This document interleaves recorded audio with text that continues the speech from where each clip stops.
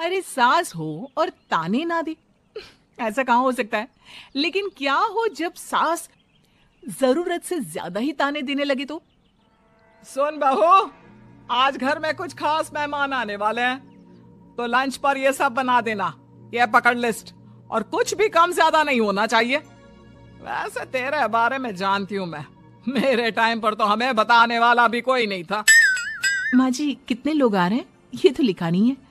खाना बच जाए तो दिक्कत, कम पड़ जाए तब तो दिक्कत ही दिक्कत है ना। क्यों? अरे सवाल पर सवाल ही करती रहती है, यह ठीक नहीं है। मेरे टाइम पे तो मजाल है कि हमारे मुंह से चू भी निकले। वो क्या है ना माँ जी, मैं खाना उसी हिसाब से बनाने का सोच रही हूँ। कहीं खाना कम ज्यादा बन गया तो आप तो मुझे पाताल में ही डाल देंगी ना। मेरे टाइम पे तो हम इतना बोलना क्या सोच भी नहीं सकते थे कि सास को कैसे ताने दे। अरे अरे रे माँ जी, कहाँ ताने दे रही हूँ। पर माँ जी इतना सारा खाना मैं अकेले कैसे बनाऊंगी? कोई हेल्प, कोई हेल्प। कितनी बड़ी बात बोल गई बहू। कोई हेल्प ना जी ना, वो भी सास। सास तो सिर्फ ताने देती है, ताने। हेल्प? हमारे टाइम में सास को ये शब्द बोल दो तो भूचाल आ जाता था।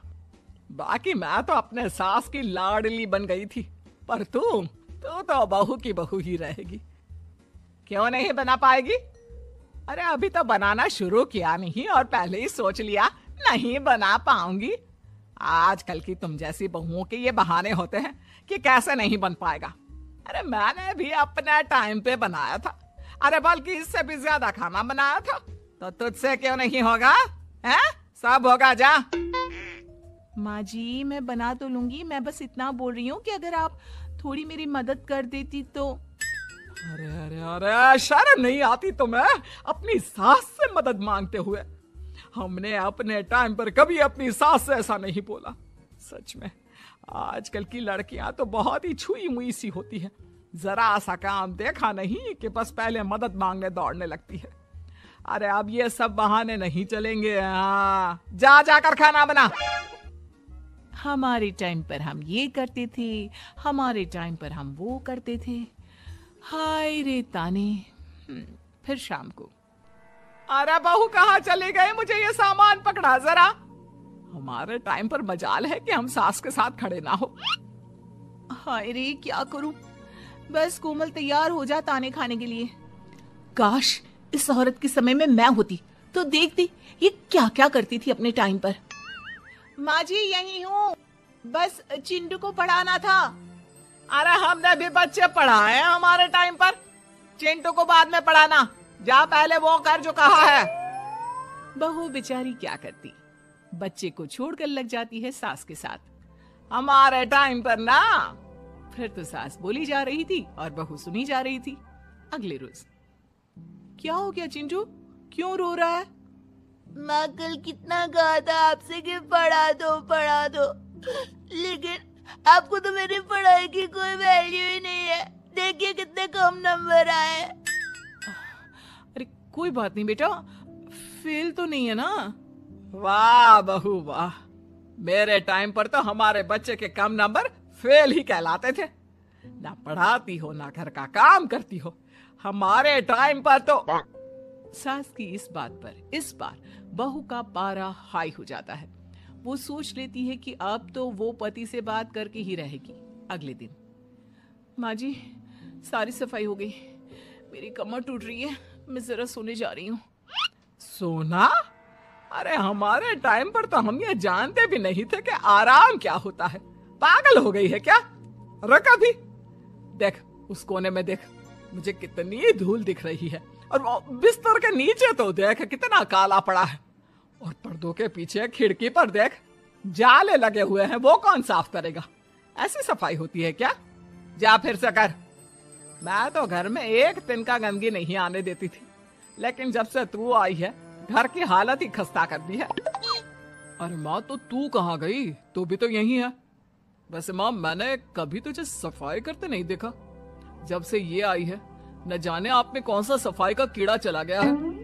हाय रे, हमारे टाइम पर तो पति कभी बीवी की तरफ से बोल दे तो समझो घर का बंटवारा, और यह घर तो मेरे ही नाम से है। तो बेटा निकल ले बीवी को लेकर, हमारे टाइम पर तो। अरे कैसी बात कर रही हो माँ, मैं तो बस मजाक कर रहा था। इतनी कम सैलरी में मैं कहाँ अलग रह सकता हूँ। माँ जी प्लीज, मैंने अभी पूरा घर साफ किया है, और इन जालों को झाड़ूंगी तो फिर से पूरी गंदगी हो जाएगी, फिर से सारे घर के झाड़ू। ना माँ जी ना। हमारे टाइम पर तो मैं दिन में 10 बार झाड़ू लगाती थी, हमने नहीं किया है क्या? मायके से कोई तो संस्कार लेकर आई होगी ना तू बहू, क्या कुछ भी नहीं? तभी पति आ जाता है। बहू पति की तरफ देखती है कि शायद वो उसे उसकी माँ के प्रकोप से बचा सके, लेकिन नहीं, उल्टा उस दिन की माँ की डांट की बात से तो पति के तेवर ही बदल जाते हैं। देखो माँ जो करती है करती रहो, माँ बड़ी है, जो कहती है सही तो कहती है। बस पति का ये कहना और बहू का पारा 7वें आसमान में। एक इनके भरोसे मैं सब सह रही थी, लेकिन आज तो इन्होंने मेरा ही साथ छोड़ दिया माँ के लिए। अब तो इन लोगों को सबक सिखाना ही होगा। फिर एक दिन, बहू ये कौन है और तुम्हारे साथ क्या कर रहा है?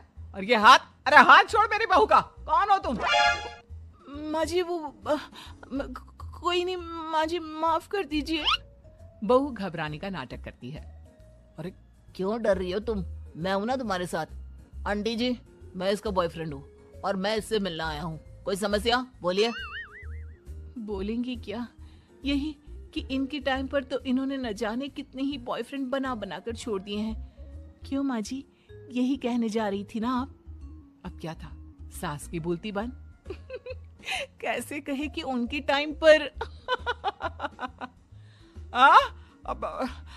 बहू ये सब ठीक नहीं है, मेरे टाइम पर। हाँ हाँ आंटी जी, क्या आपके टाइम पर क्या? जरा हमें भी बताइए ना। अरे हमारे टाइम पर बॉयफ्रेंड कुछ नहीं होता था। सास की आंखों की शर्म होती थी। अरे पति के अलावा किसी और से बात भी नहीं करते थे हम लोग। ये क्या चल रहा है बहू? चल क्या रहा है आंटी, ये तो परेशान है आपके घर में आकर। आप हर बात पर इसे सुनाती रहती है, ताने माने। अब इससे बर्दाश्त नहीं होते तो मैंने सोचा क्यों ना मैं इसे अपने ही घर ले जाऊं, कम से कम आराम से तो रहेगी। वाह रे, हमारे वक्त में तो ऐसा नहीं होता था कि सास के ताने बर्दाश्त नहीं तो किसी और के साथ चली जाओ। अब नहीं होता तो नहीं होता माँ जी। मैं भी तो कल को अपनी बहू को कुछ अपने वक्त की सुनाऊंगी ना, कि सास के ताने समझ में नहीं आ रहे थे अपने वक्त में, तो मैं अपने बॉयफ्रेंड के साथ चली गई। वाह, फिर तुम्हारी बहू को समझ में आएगा कि तुम कितनी मॉडर्न थी अपने वक्त में। अरे चुप, बिल्कुल चुप, क्या बकवास कर रहे हो तुम दोनों? तो क्या करे, पति को तो अपने घर की लालच दे रखी है, वो तो मेरे लिए बोलते नहीं, तो किसी के पास तो मैं रहूं ना शांति से। तभी पति आ जाता है। नहीं, दूसरा घर तो मैं ले सकता हूँ, लेकिन दूसरी बीवी नहीं। माँ वो कितने ताने सहेगी? मुझे मेरी गलती का एहसास हो गया है, चलो हम कहीं और रहेंगे। अरे नहीं, हमारे जमाने में। फिर माँ जी? मतलब मैं कैसे रहूंगी तुम लोगों के बिना? बहू मुझे माफ कर दे। ओके, कर दिया माफ। अच्छा ये तो बताओ कि ये लड़का कौन है? मैं इसकी मौसी का बेटा हूँ, मिलने आया था। अच्छा दीदी, बाय। समधी की शादी। इस कहानी की हीरोइन गंगा है, जो अपनी समधन की मौत के बाद अपने समधी के अकेलेपन को समझते हुए समधी की दूसरी शादी करवाती है। लेकिन उसकी बहू इस बात से बिल्कुल खुश नहीं होती। मुझे लगता है आपको शादी कर ही लेनी चाहिए। आपकी इस उम्र में ख्याल रखने वाला भी तो कोई होना चाहिए ना। वैसे भी आपकी इकलौती बेटी थी, वो भी हम ले गए। अरे इस उम्र में शादी, लोग क्या सोचेंगे और कैसे कैसी बातें बनाएंगे कि जिस उम्र में इसे अपने पोते पोते को गोद में खिलाना चाहिए, उस उम्र में ये शादी कर रहा है। ऊपर से नव्या क्या सोचेगी मेरे बारे में कि माँ को गए हुए 1 साल भी नहीं हुआ और पापा ने दूसरी शादी कर ली। मुझे नहीं लगता इस शादी से नव्या को कोई परेशानी होगी, उल्टा उसे खुशी मिलेगी कि उसकी गैर मौजूदगी में उसके पिता का कोई ख्याल रखने वाला है। क्यों नव्या, सच कहा ना? हाँ मम्मी जी, आप सही बोल रही हैं। ये बोलकर वो अंदर चली जाती है। लीजिए, अब तो आपकी बेटी ने भी हाँ बोल दिया। रही लोगों की बात, तो लोग तो कभी किसी की खुशी देखकर खुश हो ही नहीं सकते। अगर आप लोग खुश रहेंगे तब भी वे बातें बनाएंगे, और अगर आप दुखी भी रहेंगे तब भी बातें बनाएंगे। इसलिए अच्छा यही होगा समधी जी कि आप उनके बारे में सोचना छोड़ ही दीजिए। समधी को सास की बात सही लगती है। वो भी सोच लेते हैं कि बच्ची जिंदगी के लिए कोई हमसफर बना ही लेंगे। आप ठीक बोल रही हैं। जब मेरी प्यारी बिटिया नव्या और उसके ससुराल वालों को मेरी इस उम्र में दूसरी शादी से कोई दिक्कत नहीं, तो परेशानी कुछ है ही नहीं। ऐसे ही सास समधी की दूसरी शादी करवाती है और फिर समधी के घर आ जाती है बहू की नई माँ। कुछ दिनों के बाद बहू अपने मायके अपने पापा और नई माँ से मिलने आती है। मेरा बच्चा कितने दिनों बाद मुझसे मिलने आई है। इधर बैठ, मैं तेरे लिए कुछ अच्छा सा बना कर लाता हूँ। तेरे फेवरेट पास्ता खाएगी ना? पापा आप क्यों? वो कहाँ है? उनसे बोल दीजिए आप मेरे ही पास बैठकर बातें कीजिए ना। उन्हें क्यों लेकर आए? कोई चैरिटी थोड़ी ना कर रहे हैं। इस उम्र में घर मिल गया, और क्या चाहिए? तभी नई माँ घर में आती है। बेटी की बात सुन रही होती है और सुनकर बहुत दुखी हो जाती है। वो अच्छा, तुम्हारी नई माँ वो जरा किसी काम से बाहर गई हुई है, आती होगी। मैं तब तक तेरे लिए कुछ अच्छा सा बना कर लाता हूँ। ठीक है पापा।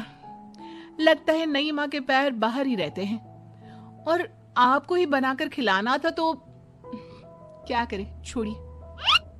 ये बोलकर वो घर में घूमने लगती है और चीजों को देखती है। इनको घर में आए हुए थोड़े दिन नहीं हुए और ये घूमने भी जाने लगी है, वो भी पापा को घर में अकेला छोड़कर। आने दो, एक बार इनकी खबर लेती हूँ। वैसे घर को तो बड़ा सजा कर संवार कर रखा है। चलो, ये तो खूबी है, कम से कम पापा को साफ कर का शौक भी है। इतने में नई माँ घर में आती है। अरे नव्या बेटा, तुमने पहले बताया होता तो मैं जल्दी घर आ जाती। तुम्हें नहीं पता मुझे तुमसे कितनी सारी बातें करनी है। कैसी हो बेटी? बेटी? हाँ, वैसे अब तो मैं आपकी बेटी हो ही गई हूँ, ना चाहते हुए भी। खैर, आप गई कहाँ थी? शादी हुए कुछ दिन भी नहीं हुए और आपने घूमने जाना भी शुरू कर दिया। पापा का ख्याल रखने के लिए शादी करवाई है आपकी, जानती है ना आप? नव्या, ये तुम क्या बोल रही हो? मैं कहीं घूमने नहीं बल्कि एक दोस्त से मिलने गई थी। उसकी तबीयत थोड़ी ठीक नहीं, इसलिए वो क्या है ना, शादी के चलते उससे मिलना नहीं हो पाया तो आज चली गई। अच्छा, वो भी पापा को यूं घर पे अकेला छोड़कर? आपके लिए आपका ये परिवार ज्यादा जरूरी है या आपकी दोस्त? देखिए, ये ठीक नहीं है। इतने में पिता आ जाते हैं। अच्छा, तुम आ गए। आओ, चलो तीनों मिलकर बैठ के खूब सारी बातें करते हैं। माँ कुछ नहीं कहती, चुपचाप अंदर चली जाती है। ऐसे ही बहू जब भी अपने मायके आती, अपनी नई माँ से ऐसे ही बात करती। नई माँ बहू के इस बर्ताव से परेशान होकर उसकी सास को बताती है। देखिए माना, वो बेटी है, लेकिन मैंने भी शादी की है। वो बेटी कम, सास सा व्यवहार ज्यादा करती है। अब छोटी है तो कुछ कहना ठीक नहीं लगता। बाकी शादी का रिश्ता लेकर तो आप आई थी, इसलिए आपको बता रही हूँ। मैं शादी करके बहुत पछता रही हूँ। अरे परेशान ना हो, मैं बहू से बात करती हूँ। तभी थोड़ी ही देर में बहू ससुराल आ जाती है। बहू कहाँ थी अब तक? तुम्हें पता है क्या टाइम हो रहा है? माँ जी, मैं अपनी एक सहेली से मिलने गई थी, और माँ जी अभी तो 7 बज रहे हैं। अरे इतना लेट कोई घर आने का टाइम है? आज के बाद 6 बजे के बाद तुम घर आई तो तुम्हें घर में एंट्री नहीं मिलेगी। सास बहू के साथ बिल्कुल वैसा ही व्यवहार करती है जैसा वो अपनी नई माँ के साथ कर रही होती है। न जाने माँ जी को क्या हो गया है। मैं कितनी खुश थी कि मायके जैसा ससुराल मिला है। सासू माँ इतनी अच्छी थी। फिर अगले रोज, बहू, मेरे बेटे को पौष्टिक खाना दिया कर। क्या ये पास्ता पिज्जा बनाती रहती है? इसलिए शादी नहीं करवाई थी मैंने अपने बेटे की। ठीक है माँ, मैं बना दिया करूंगी ऐसा खाना। लेकिन माँ जी, आपको हुआ क्या है? पहले तो कभी आपने ऐसा नहीं किया, तो ये अचानक से मुझसे कोई गलती हो गई है क्या माँ? क्यों? ऐसे नहीं बोल सकती। समझ ले, ये तेरी सास का हुक्म है। ऐसे ही सास बहू को अपने सास वाले तेवर दिखाकर कभी डांटती तो कभी ताने मारती, पर बहू बेचारी बिल्कुल समझ नहीं पाती। एक दिन बहू ये क्या बेफिजूल खर्चा करती रहती है? परसों ही तुमने अपने लिए एक साड़ी ली थी और आज फिर से। तुम्हें क्या लगता है पैसे क्या पेड़ पर होते हैं कि जब मन करा तोड़कर सामान ले लिया करा? हैं? वो माँ जी बहुत अच्छी लगी तो ले आई। अच्छी लगी तो ले आई। यहाँ मेरा बेटा अपना खून पसीना एक करके पैसा कमा रहा है और तुम उसी पैसे को बर्बाद करने में कोई कसर नहीं छोड़ती। माँ जी आप मुझे ऐसा क्यों बोल रही है? मैं आज के बाद कभी शॉपिंग पर नहीं जाऊंगी, लेकिन प्लीज आप मुझसे ऐसा बर्ताव मत कीजिए। इससे पहले कभी आपने मुझे छोटी छोटी चीजों के लिए नहीं डांटा। ये अचानक ऐसा क्यों? मुझे बिल्कुल अच्छा नहीं लग रहा। देख बहू, मैंने तेरे साथ जब टिपिकल सास जैसा बर्ताव किया तो तुझे इतना बुरा लगा। सोच तेरी नई माँ को कैसा लगता होगा जब तू उनके साथ हमेशा ऐसा बर्ताव करती है। तो माँ जी आपने इतना सब कुछ बस इसलिए किया? आप मुझसे नाराज नहीं हो, गुस्सा नहीं हो? नहीं बहू, मैं तुझसे गुस्सा क्यों होंगी? मैं तो तुझे बस इतना समझाना चाहती हूँ कि अपनी नई माँ से सास जैसा बर्ताव करना बंद कर दे। उनको बिल्कुल अच्छा नहीं लगता। वो तेरे पास आना चाहती है, तुझे समझना चाहती है, वो सच में तेरी माँ बनना चाहती है। तो उनके साथ सास जैसा बर्ताव बंद कर और एक अच्छी बेटी बन। अब बहू को सास की बात समझ में आती है और वो बहू जैसा बर्ताव करती है।